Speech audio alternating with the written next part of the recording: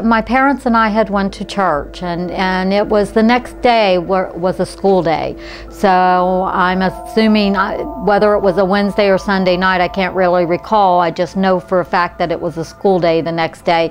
And it was not a late night at church. Just, you know, we came home at a fairly decent time and came in the house, and my mom and dad headed straight to bed, and my mother told me, you know, go straight to bed, Barbara, because you do have school tomorrow.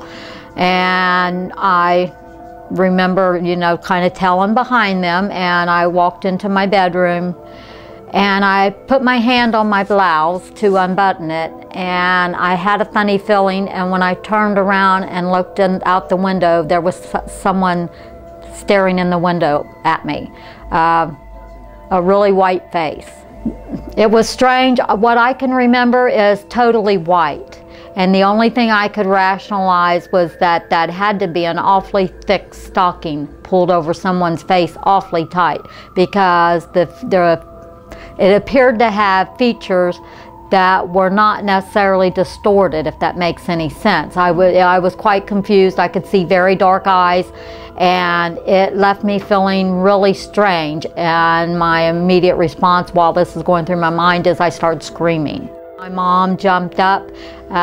They wanted to know what was going on. I told them someone was peeking in the window. I tried to describe it. She said I wasn't making any sense.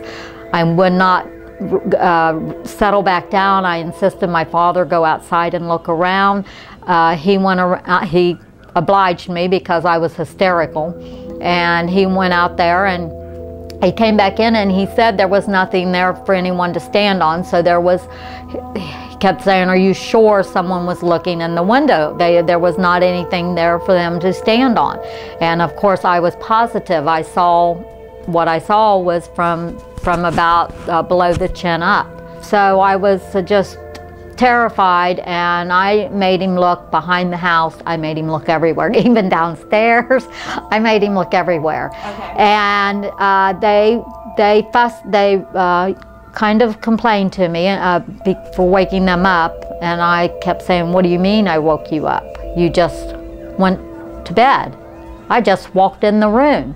And they said, "We don't know what you're talking about. You just woke us up. You must have been having a bad dream. Go to bed." And I said, "I wasn't having a bad dream. I'm not even undressed." And of course, my mom just, you know, she said, "Well, it was just a peeping Tom. Go to bed."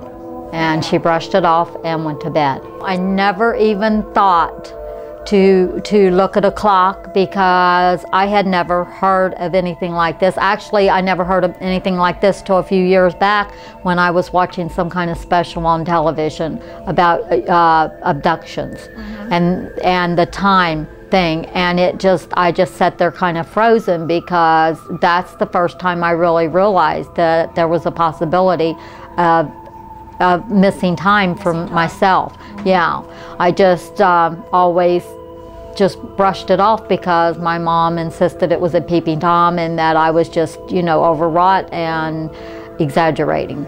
With only thing in my mind being that I couldn't actually see a face as in a human's face, and no hair, and just the whiteness, and knowing for the fact that someone was there, the only answer I could tell myself was that it had to be a peeping Tom with some kind of strange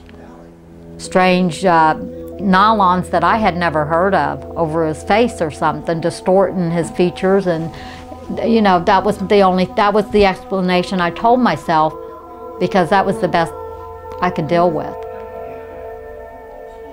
because the unknown is scary. I would really like to know. I mean, sometimes when I'm here, I feel safe, and other times the least little noise and I get panicky, and I go around, make sure the doors are locked, make sure the windows are closed. I almost become paranoid, and then I have to stop myself, because it's like, why are you doing this? So I would like for that to happen, but so far it hasn't. Once I started realizing that there was a chance that maybe this was something more than a peeping Tom, I decided I didn't want to tell, you know, just go telling a whole lot of people, and because I guess I wasn't sure where that would go, and I really wanted to know more myself how real it was. I didn't even tell anyone until after I had children. And my children were you know, gee, I think my middle child, my youngest child was probably 4 or 5 before I ever, and she's 21 now, before I ever said anything to anyone. And then it was just like, you know, I wonder what that was, and then brush it off. And it really wasn't until I saw the special and I called my niece and I said, you know what I told you about seeing that face out the window, and about how strange it was about Mom and Dad saying they were asleep, and we discussed it. And so that was the first time I really suspected something, because it was, like I said, I had totally pushed it back until the pictures on TV. It just kind of, I just sat there, I mean, my mouth totally dropped open, and I went, oh my God. And that's when I started thinking that it just seemed a lot like what I saw.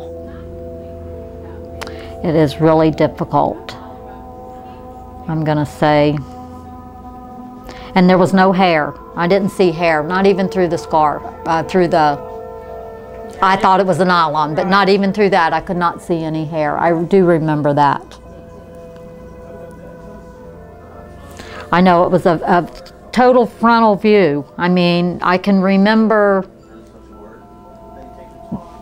this, I have to call it a person just because that's what I'm comfortable with. But this, whatever I saw was looking straight at me, straight.